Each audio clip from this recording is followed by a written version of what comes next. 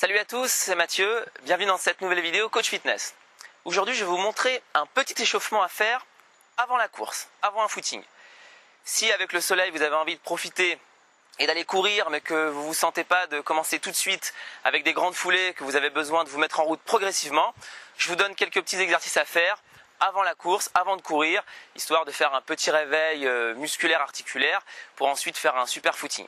Alors ce qu'il faut commencer à faire, notamment si vous êtes froid, si c'est le matin, quelques exercices de mise en route un petit peu cardio pour échauffer un petit peu les muscles. Donc on va commencer avec talons-fesses, voilà, donc vous le faites pendant 20 secondes, d'accord? Donc ça va permettre d'échauffer un petit peu les muscles ischio-jambiers, ok?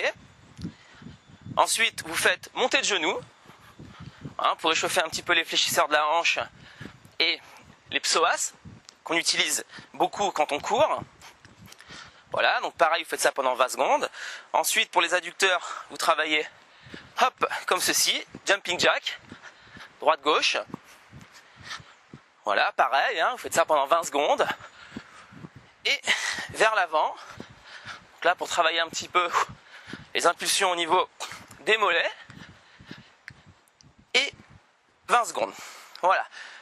Donc quand vous avez fait ça, vous allez sentir un petit peu le cœur qui commence à être en action, vous avez un petit peu augmenté la température des muscles, vous poursuivez avec quelques exercices d'échauffement articulaire. Commencez avec le bassin, voilà, donc ça permet de travailler un petit peu, de déverrouiller avant de courir les hanches et le bassin.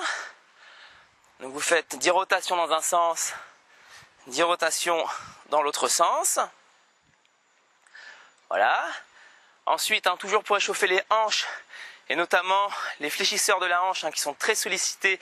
Vous avez entendu parler du muscle psoas qui est très sollicité quand on court. Donc là, il faut bien l'échauffer ici en tirant le genou à l'épaule.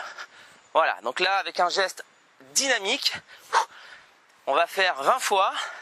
On tire le genou vers le haut sans se pencher vers l'avant. Voilà, donc pour bien échauffer les hanches. Hop, ok. Pour les genoux, vous allez simplement, de cette position, travailler en gardant les semelles bien à plat au sol, des petites flexions sur les côtés ici. Voilà, en gardant les genoux bien coordonnés. Tac. Vous pouvez effectivement ensuite serrer les pieds, on se penche légèrement et là on fait des rotations. Donc pour réveiller un petit peu l'articulation du genou, dans l'autre sens, donc pareil, vous faites rotation dans un sens, rotation dans l'autre sens. Voilà, vous pouvez ici faire des flexions complètes des genoux. On descend et on pousse. Donc là, ça peut craquer un petit peu, pas de problème. L'articulation se déverrouille, se réveille. Voilà. Et les chevilles. Donc ça, c'est important pour éviter les entorses.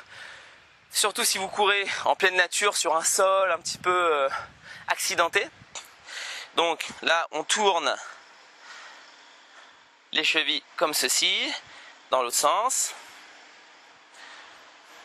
Hop, voilà, donc vous faites ça des deux pieds bien sûr. Et puis ici, on pousse les talons vers le haut. Pareil, pour réchauffer un petit peu le pied. Et les chevilles. Voilà, on finit avec quelques étirements. Donc quand on court, on sollicite essentiellement les mollets, les ischio-jambiers et les fléchisseurs. Donc on va les étirer, pas longtemps. Donc avant la course, on fait des étirements qui sont très courts, 10 secondes maximum, pour ne pas faire perdre aux muscles sa tonicité. Il ne faut surtout pas s'étirer longtemps avant de courir. En revanche, après le footing, là vous pourrez faire des étirements un petit peu plus longs, pour décontracter les muscles. Donc là, avant de courir, on s'étire vraiment pas longtemps, des étirements de 10 secondes. Donc on commence avec le mollet. Donc on se place, on appuie sur sa jambe arrière, on pousse les fesses vers l'arrière et on va venir tirer la pointe de pied vers soi. D'accord? Pour étirer donc le mollet. Donc on fait ça pendant 10 secondes, pas plus. Pour étirer les ischio-jambiers, l'arrière de la cuisse, là vous relâchez le pied et cette fois-ci vous allez pencher le buste vers l'avant en poussant les fesses vers l'arrière. D'accord? Cette fois-ci on ne cherche pas à aller chercher le pied, au contraire on garde le regard vers l'avant et on se penche. Voilà, 10 secondes. Pour étirer les fléchisseurs, donc on va travailler ici pour étirer le quadriceps. Donc là, on pousse bien le bassin vers l'avant. Ok, pareil, 10 secondes.